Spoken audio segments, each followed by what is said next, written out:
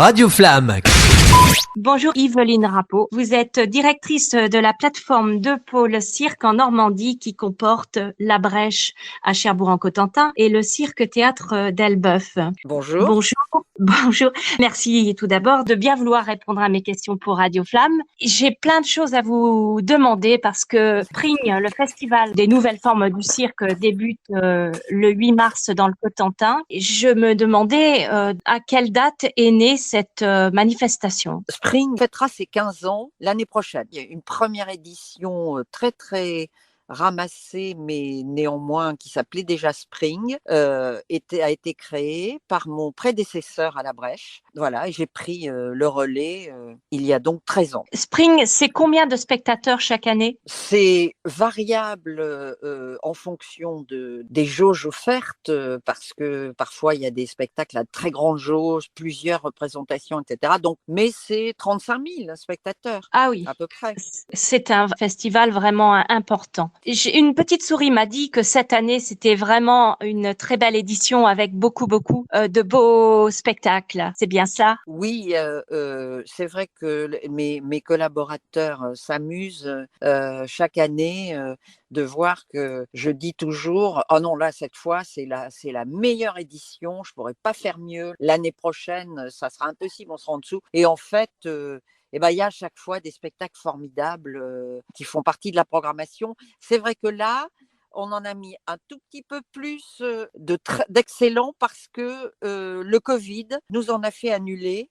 Et on ne voulait pas que le public soit privé, notamment celui de XY, Möbius, qui était travaillé, répété à La Brèche. On voulait absolument que le public du Cotentin voie ce spectacle. Pour toucher le plus grand nombre de personnes, vous avez ajouté une séance supplémentaire pour Möbius. Oui, comme ça a été rapidement complet, on a rajouté une séance. C'était déjà prévu qu'il joue le 24 et le 25 mars. Et le jeudi 23, on a rajouté une représentation pour essayer de satisfaire tout le monde. Yveline, quoi aller voir quand il y a beaucoup de propositions, de spectacles très variés? Quelles seraient vos recommandations si, par exemple, il s'agit d'une famille qui a de jeunes enfants? Là, il y a vraiment pour les petits une séquence spéciale qu'on a appelée la Circus Family Fun Day. Ce sont les petits qui emmènent les grands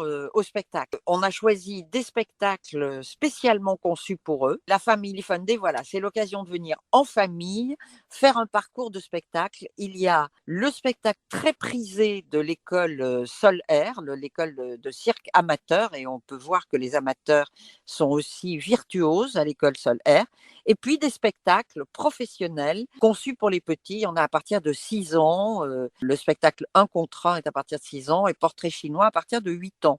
Mais franchement, les petits sont très attentifs et on peut venir avec même des plus petits, je pense. Si il s'agit d'une famille avec un ado ou des ados même, vous savez, les ados avec la mèche de cheveux rebelle qui sont toujours branchés sur leur smartphone, comment les intéresser? Est-ce qu'il y a dans la programmation quelque chose pour eux qui va vraiment mobiliser leur attention? Ah oui, moi je pense que le spectacle Dick Love, qui traite du genre justement et de l'assignation, qui sont des thématiques très importantes pour les ados.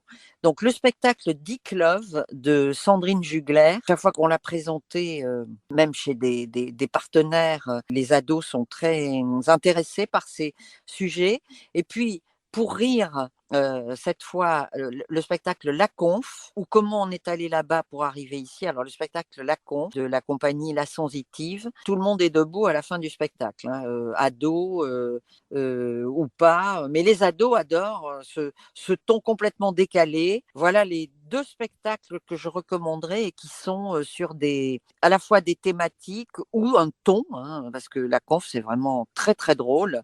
C'est l'histoire de l'humanité traitée à toute allure par un acrobate. Cela dit, il y a les 4 points cardinaux, hein, les 4 points cardinaux, qui est le spectacle qui fait l'ouverture aussi de Spring, qui est passionnant, qui se déroule, ces 2 acrobates dans un décor qui est une maison qui est coupée en tranches, hein, on voit à l'intérieur, et c'est les aventures, Ça a un côté un peu Harry Potter, mystère à l'intérieur de la maison. Voilà, ça, moi, je recommanderais cela. Si par exemple il s'agit de personnes qui ne sont jamais allées assister à un spectacle de cirque contemporain, est-ce qu'il y a quelque chose, un spectacle particulier qui pourrait leur plaire? Ah oui, mais moi je pense que la conf que je viens de citer, les 4 points cardinaux que je viens de citer, les 4 points cardinaux sont 3. Et puis Möbius, en effet, Möbius pour la représentation supplémentaire qu'on a rajoutée le jeudi 23, mais il faut faire vite parce que ces spectacles sont, d'ailleurs, tous ceux que je viens de citer sont très rapidement complets, hein, ça va très vite là. Alors, dans ces cas-là, vous recommandez de téléphoner, de passer un petit coup de fil à la Brèche, à Cherbourg-en-Cotentin, pour vérifier s'il est encore possible d'avoir des places? Oui, alors soit en téléphone, soit internet, hein, ça marche très bien aussi aujourd'hui, sans problème. Il y a un spectacle qui m'intrigue, Catch. Qu'est-ce que c'est? Catch, c'est plutôt pour les grands à cause du sujet. Et ça traite vraiment de contingences liées au rapport à la sexualité et au rapport homme-femme.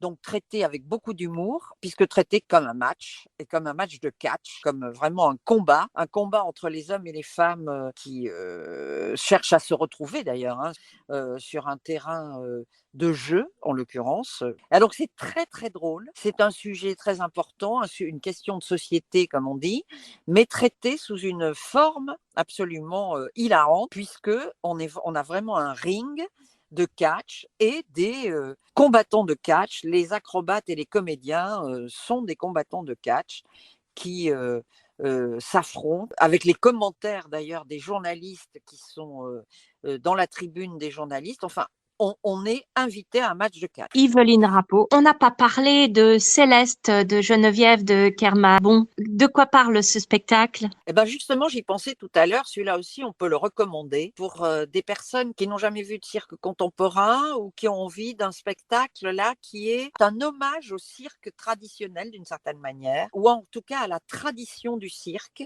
Geneviève de Kermabon est une interprète célèbre, hein, qui a connu toutes les grandes compagnies de cirque contemporain, qui a un peu été là dès l'origine du fulgurant succès qu'a remporté ce domaine de la création artistique. Donc elle est très connue comme interprète de ces spectacles. Et là, elle est auteure. Ce qu'elle raconte, c'est l'histoire de sa vie d'artiste de cirque. C'est très poétique, c'est drôle aussi. Ça a un charme fou. On a présenté une sortie de résidence de ce spectacle à la Brèche et le public c'était un travail en cours, hein, le spectacle n'est pas fini et le public a beaucoup apprécié.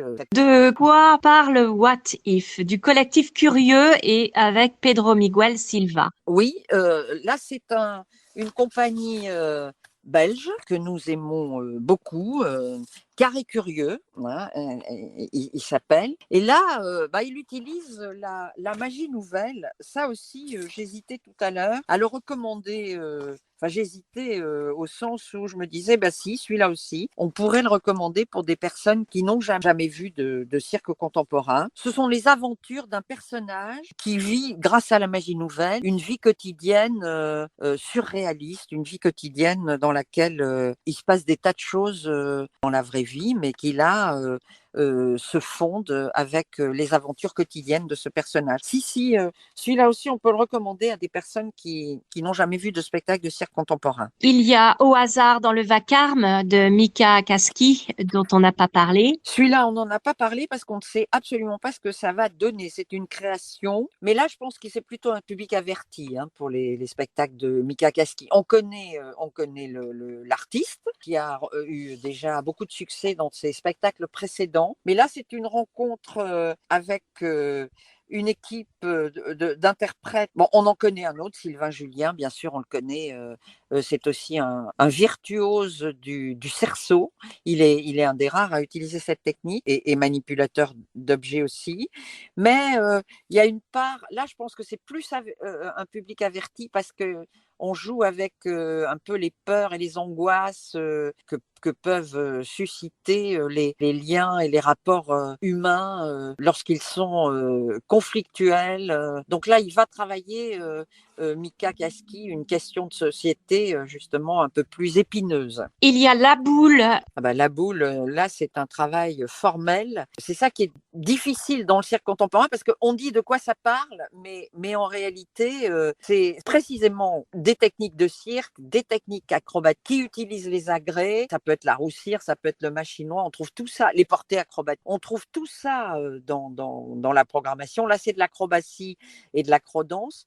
Il y a tout ça dans les spectacles qui sont proposés. Et en fait, souvent, on ne voit vraiment de quoi parle le spectacle qu'en le voyant, parce que c'est l'aspect, comme je le disais, formel, la manière dont ça va être interprété en langage de cirque. Et comment décrire le langage de cirque si ce n'est en le voyant et en précisant les agrès utilisés quand il y a des agrès. Et là, c'est deux acrobates qui font toutes les figures possibles et imaginables pour arriver à une forme fusionnelle, d'où le titre d'ailleurs, la boule. Comment deux corps peuvent acrobatiquement, dans des figures acrobatiques, se retrouver pour finalement former un corps inconnu qui est l'addition des deux corps d'acrobates. Yveline, si vous voulez dire un mot concernant Boîte Noire. Oui, bah, c'est une création aussi de Colline Garcia qu'on accompagne depuis longtemps, depuis sur plusieurs années là, à travers tous ses spectacles. Et cette année, le Spring lui consacre un portrait. Donc on présente 3 spectacles d'elle, dont Boîte Noire qui sera créée au Centre culturel Les Pieux. Il faut passer aux choses sérieuses. Combien ça coûte tout ça? Ben, pas cher, justement. On a la possibilité d'avoir dans le Cotentin un abonnement pour 3 spectacles au prix de 27 €. Donc ça fait 9 € le spectacle. Je crois qu'on peut dire que c'est pas cher et que c'est une tarification qui ouvre la possibilité à tous de venir voir ces très beaux spectacles de la programmation de Spring. On n'a pas parlé des lieux, peut-être qu'on peut préciser dans quels lieux sont proposés tous ces spectacles. Oui, ben, ils sont, comme toujours dans le festival Spring, ils se font en partenariat entre la Brèche et, et le Cirque Théâtre d'Elbeuf pour l'autre partie de la Normandie, mais pour le Cotentin, c'est avec la Brèche, le Trident, la scène nationale, c'est en partenariat avec le Centre culturel des Pieux, on l'a dit, avec l'espace culturel de Beaumont-Hague, c'est avec la glacerie, le théâtre des Miroirs, avec l'espace culturel Buisson. Enfin, je crois que tout le monde est mobilisé pendant ces 2 semaines, presque 3, parce qu'il y a 3 week-ends sur le Cotentin, voilà, pour voir tous ces spectacles. Eh bien, merci beaucoup, Yveline Rappeau. On court tous au cirque au mois de mars. Merci, à bientôt, au revoir. Radio Flamme